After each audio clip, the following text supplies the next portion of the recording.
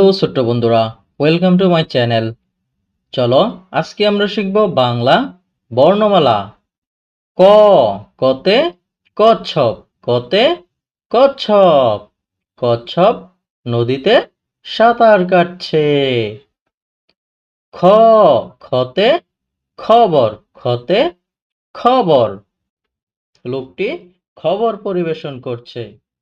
গ, গতে গম, গতে গম। গম রোদে শুকায়। ঘ, ঘতে ঘুঘু পাখি, ঘতে ঘুঘু পাখি। ঘুঘু পাখিটি দেখতে খুবই সুন্দর। ও, ওতে রংধনু, ওতে রংধনু। রংধনুর ৭টি রং। রংধনুর কয়টি রং? ৭টি রং।